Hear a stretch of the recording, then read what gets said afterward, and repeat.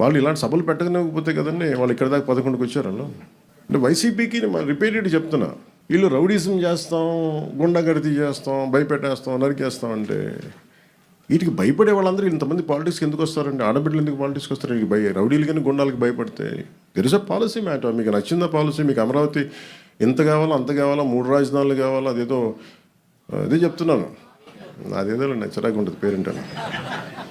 అందుకే అంటే నేను ఎంత ల్యాండ్ కావాలి అనేది అదొక ఇట్స్ ఆల్ డిపెండ్స్ ఒక్కొక్క విషయం.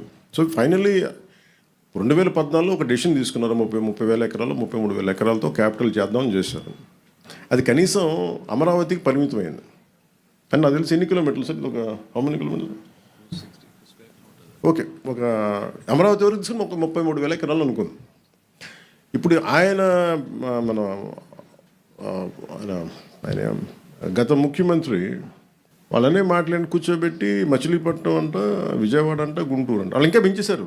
3 రాజధానులు అయిపోయినాయి. ఇప్పుడు మొత్తం 3 జిల్లాలతో కలిపి రాజధాని కావాలంటే ఇప్పుడు వాళ్ళకి అది వచ్చింది. నేను అలా చూస్తున్నాను దాన్ని. అంటే మొత్తం మళ్ళీ రియల్ ఎస్టేట్లు అమ్ముకోవచ్చు, ఇంకోటి చేయొచ్చు. ఎప్పుడు సాగుద్ది? చాలామంది చచ్చిపోతారు ఇవన్నీ ఈ లోపు, చాలామంది పోతారు. ఎందుకంటే అంతకాలం ఒక రాజధాని నిర్మాణం కానీ ఇవన్నీ కూర్చోవాలంటే రూమ్ ఒక రాత్రికి రాత్రి నిర్మింపబడలేదు కదా. హైదరాబాద్ రాత్రి నిర్మింపబడిందా? ఈ రోజుకి మీకు సైబరాబాద్కి వెళ్తే 30-40 సంవత్సరాల క్రితం 30 years బ్యాక్ స్టార్ట్ అయిన సైబరాబాద్ ఇంకా కన్స్ట్రక్షన్ జరుగుతూనే ఉంటుంది. ఇంకా అవ్వలేదు, అది ఎప్పటికీ అవ్వదు కూడా. అది కాన్స్టెంట్ కరెక్షన్ నిర్మాణం జరుగుతూనే ఉంటుంది. అలాంటిది ఒక కొత్త రాజధానికి అదే కదా మన దేశం. నేను కోరుకుంది, మన రాష్ట్రంలో అదే కోరుకుందా. ఐక్యత లేదు, ఒక ఏకాభిప్రాయం లేదు. ఇది నాకు ఒక అభిప్రాయం ఉంటుంది, ఇంత రాజధాని ఏ సైజులో ఉండాలి నాకు ఒక అభిప్రాయం. కాబట్టి ఇంక అందరం కలిసి ఒక నిర్ణయం తీసుకున్నారు కదా. తీసుకున్నప్పుడు ఇంక దాన్ని ముందుకు తీసుకెళ్ళాలి, దానికి ఒక ఆచరణలో పెట్టాలనుకుంటాం తప్ప ఇంక దాన్ని ఇంకా కన్ఫ్యూజన్ తీసుకొచ్చి ఇంకా దాన్ని చండాలం చేసి ఇది కొంచెం రైట్ ప్రాసెస్ కాదు. అది బీజేపీ నాయకులు అడగాలి సార్. నన్ను అడిగితే నేనేం చెప్పంటారు చెప్పండి. మాట్లాడారు సార్, చెప్తున్నారు కదా. నాకు నిజంగా చెప్పాలని నాకు ఈచ్ పార్టీ కొన్ని సెన్సిటివిటీస్ ఉంటాయి, అది మనం అర్థం చేసుకోవాలి.